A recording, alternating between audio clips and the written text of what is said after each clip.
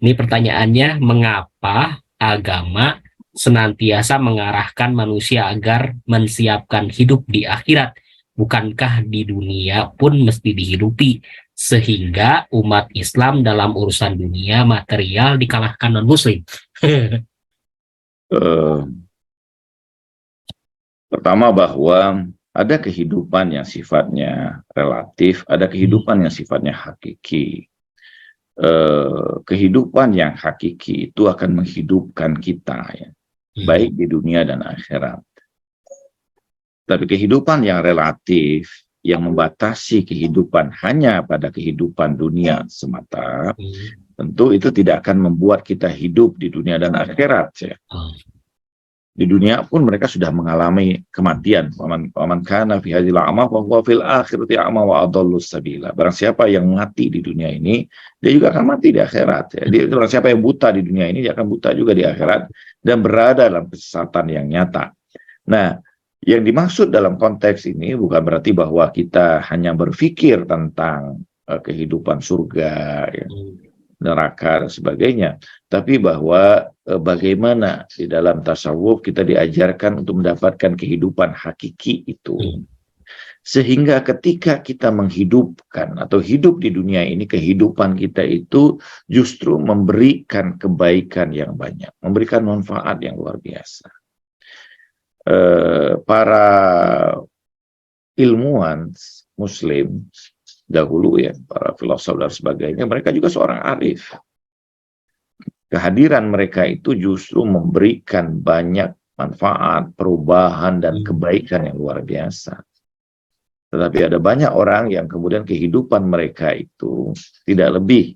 Betul, misalnya mereka mendapatkan penemuan dalam sains dan teknologi, tapi seringkali kemudian penemuan-penemuan itu justru digunakan untuk menghancurkan kehidupan manusia.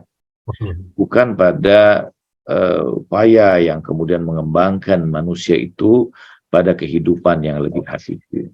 Imam Khomeini itu pernah berkata begini, aku merindukan satu zaman di mana mesiu dan senjata berubah menjadi tinta dan kertas. Jadi peradaban yang kemudian dipenuhi dengan kemuliaan, kemanusiaan, ketinggian derajat, kesucian. Ini yang tentu hanya dihasilkan oleh orang-orang yang memiliki kehidupan hakiki. Tapi ketika seseorang itu hanya diliputi oleh kehidupan yang bersifat relatif, maka yang dipikirkan hanyalah bagaimana kemudian mengeruk keuntungan dalam kehidupan dunia. Mereka melihat manusia tidak lebih sebagai objek untuk dapat dieksploitasi. Bahkan alam semesta pun digunakan untuk mengeksploitasi untuk kepentingan kehidupan dirinya semata. Dan ini menghancurkan. Zahara fasadu fil barri wal bahri bima kasabat aydin nas, kata Al-Quran. Telah muncul kerusakan itu di lautan dan di daratan karena ulah tangan manusia. Jadi manusia-manusia seperti ini, manusia yang hanya memperhatikan kehidupan yang relatif, yang hanya terjadi di dunia semata, ini justru akan menghancurkan, alih-alih mengantarkan manusia pada kemuliaan. Tetapi orang yang memiliki pandangan kehidupan yang hakiki, bahwa dirinya ini tidak cuma hidup di dunia ini, tetapi bahwa dia akan mengalami proses kehidupan yang abadi, yang panjang, yang setiap geraknya berada dalam perhitungan Allah Subhanahu wa Ta'ala, maka dia akan menjadi lebih wise, lebih bijak, ya. Bahwa hikmah itu bersama dengan dirinya, kehadirannya akan memberikan manfaat, ya. Bahwa pengetahuan tidak sekedar sebagai sebuah pengetahuan, tapi pengetahuan adalah upaya pengabdian dia kepada Allah Subhanahu wa Ta'ala. Baik, Ustaz. Ini kayaknya agak sedikit nyambung untuk yang sebelum ke Bu Wiwik. Saya akan bacakan pertanyaan dari Bu Nia Khurani. Ini terkait juga dengan pengetahuan. Izin Ustadz, dalam dunia pendidikan sekarang ini adanya dikotomi ilmu, sehingga dalam belajar ilmu tersebut terkadang malah menjauhkan dari Allah Subhanahu wa Ta'ala. Bagaimana Ustadz, contoh belajar matematika atau ilmu-ilmu yang lainnya, tak sedikit pun mengingat Allah dalam mempelajarinya. Konteks Allah sebarat. menurunkan dua hal dalam proses kehidupan kita. Ini sebagai tandanya, sebagai ayatnya. Yang pertama adalah ayat tasyri'iyah, Dan yang kedua ayatul kauniyah.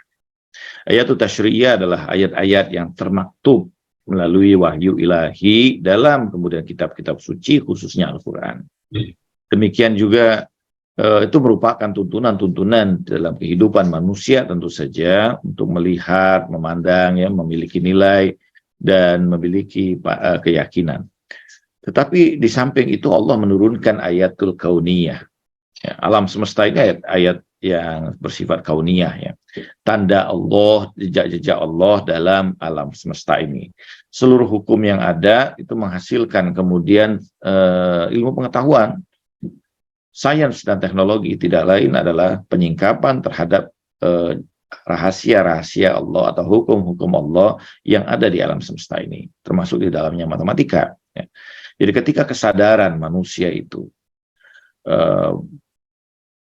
melihat bahwa ini tidak lain sebenarnya adalah bagian dari jejak-jejak Allah, tanda-tanda Allah, segala pengetahuan itu pada hakikatnya adalah ayat-ayat atau tanda-tanda ilahi yang mengantarkan kita pada kesadaran ilahi.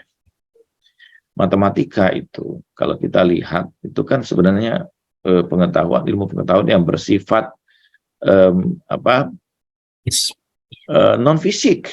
Justru matematika itu bersifat non material.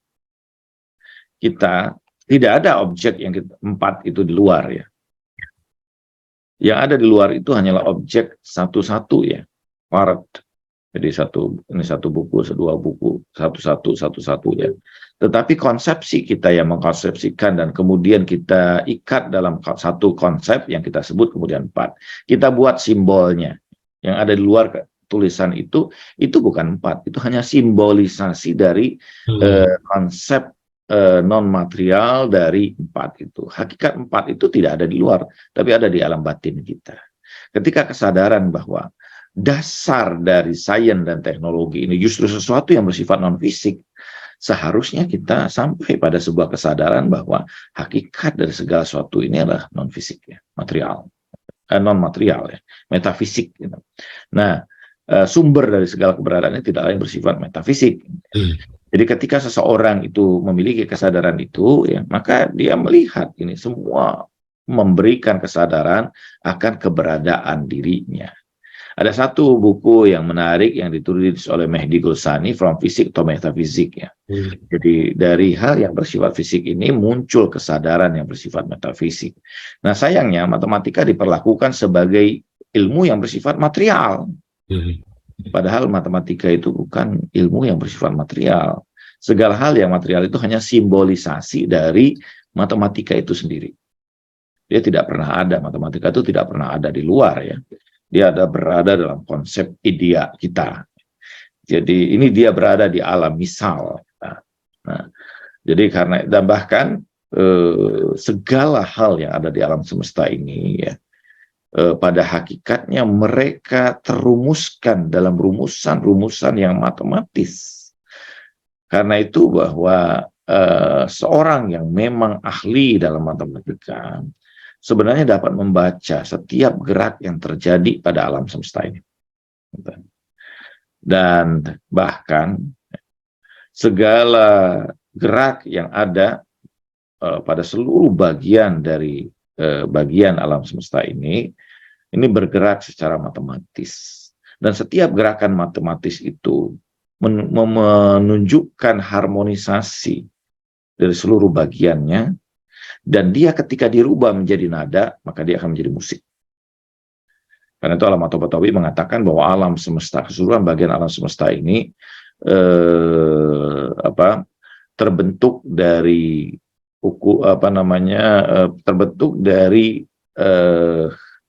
keharmonisan matematis yang kalau dirubah menjadi nada, maka dia akan menjadi nada yang begitu indah.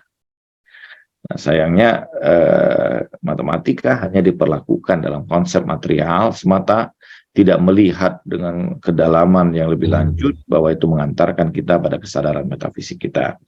Sekularisasi terjadi dalam pola seperti itu, bahwa memandang agama itu tidak ikut campur dalam keseluruhan bagian sains, teknologi, pengetahuan, politik, bahwa agama hanyalah sibuk dalam ibadah semata di gereja. Tapi bahwa Islam pada hakikatnya melihat segala sesuatu ini dalam satuan dari satu sudut pandang worldview, ya, yaitu worldview tauhid. Jadi ketika kita melihat bahwa segala sesuatu dalam sebuah kesatuan yang mutlak, yang tunggal, maka seluruh yang tampak dalam perbedaan itu tidak lain adalah tanda yang menunjukkan kita pada kesatuan itu. Baik Ustaz, ini kita bacakan juga yang ketiga dari Ibu Wiwik Wijiastuti. Izin bertanya Ustaz, bila kita mendoakan agar seseorang bisa menjadi seorang pecinta ahli bait, karena itu jalan yang lurus, tetapi orang lain mengutuk dia karena dia dianggap jahat. Kira-kira Allah bagaimana? Sini penjelasan yang dimaksud seseorang di sini adalah orang tuanya Nasibi. Kemudian kita doakan sebagai supaya menjadi pecinta ahli bait.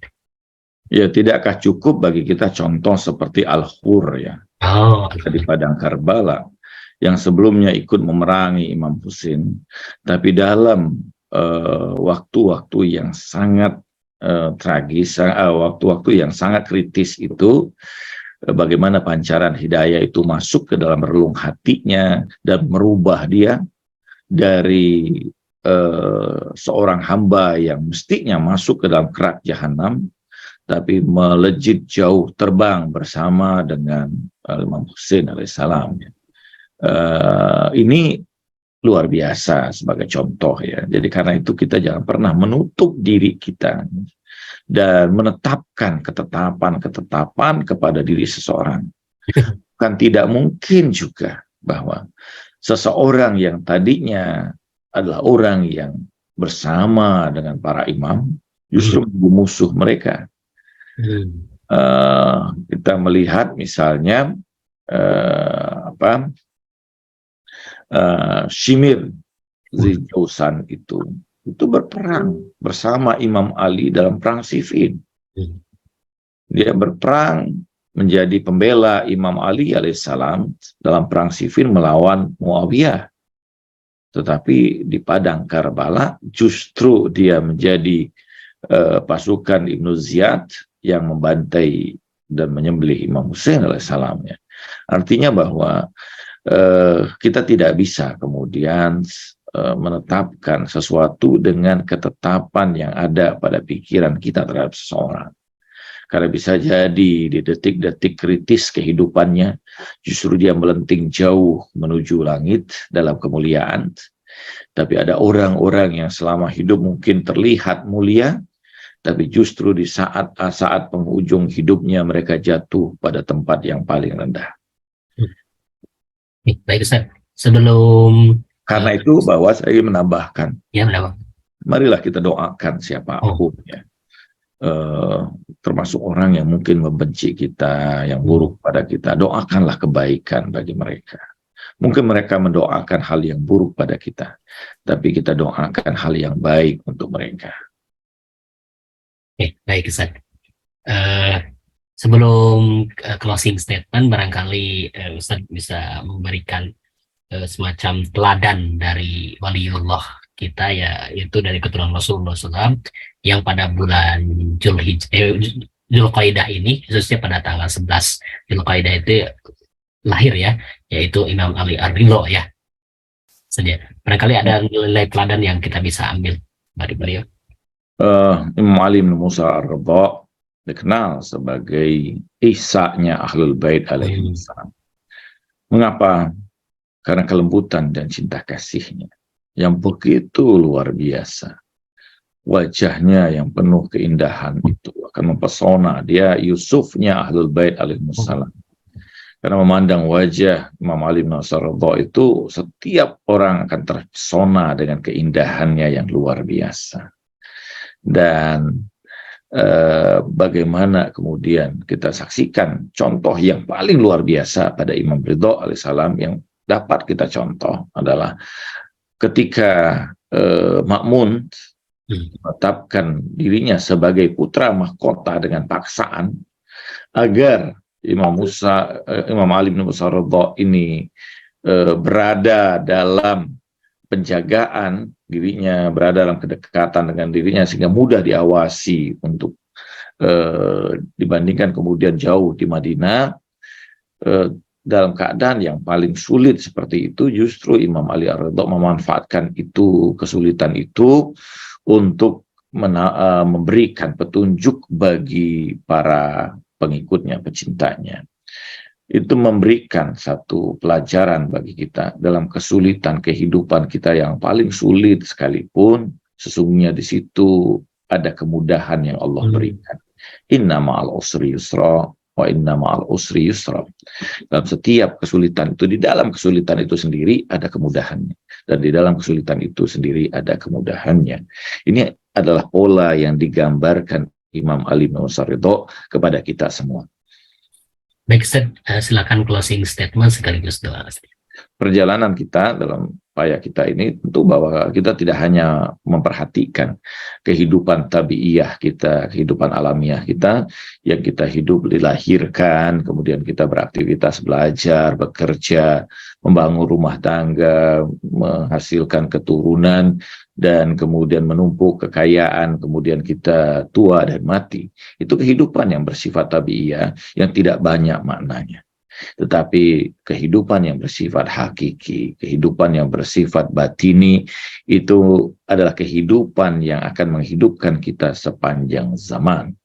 Kehidupan yang bersifat tabiiyahnya terbatas di alam dunia ini, tapi kehidupan batinia itu akan menghidupkan kita sampai di akhirat kelak. Mudah-mudahan kita juga memperhatikan kehidupan batiniah kita ini, sehingga kita bukan hanya hidup dalam konteks material, tapi kita hidup secara ruhaniah. A'udzubillahi minasyaitonirrajim. Bismillahirrahmanirrahim. Allahumma shalli wa sallim wa barik ala sayyidina Muhammadin wa ali Muhammad. Ya muqallibal qulubi wal absar, ya mudabbiral laili wan nahar, ya muhawilal hawil wal ahwal, hawil halana ila ahsanil hal bihaqqi Muhammadin wa ali Muhammad. Ya arhamar rahimin. Wahai yang membolak-balikan hati dan pandangan, wahai yang mempergilirkan malam dan siang, wahai yang merubah-rubah keadaan, rubahlah keadaan kami menjadi sebaik-baik keadaan demi hak Muhammad dan keluarga Muhammad. Wahai yang maha pengasih dan maha penyayang, birahmatika ya arhamar rahimin. Wa sallallahu ala sayyidina Muhammad wal tahirin walhamdulillahi rabbil alamin. Wassalamualaikum warahmatullahi wabarakatuh. Waalaikumsalam warahmatullahi wabarakatuh. Terima kasih Kiai Haji Dr. Khalid Al-Walid yang sudah menyelesaikan pertemuan kita hari ini. Terima kasih Bapak dan Ibu, mohon senantiasa doakan kami, mohon maaf lahir dan batin. Wa ma taufiqi illa billah, alaihi tawakkaltu wa ilaihi unib. Assalamualaikum warahmatullahi wabarakatuh.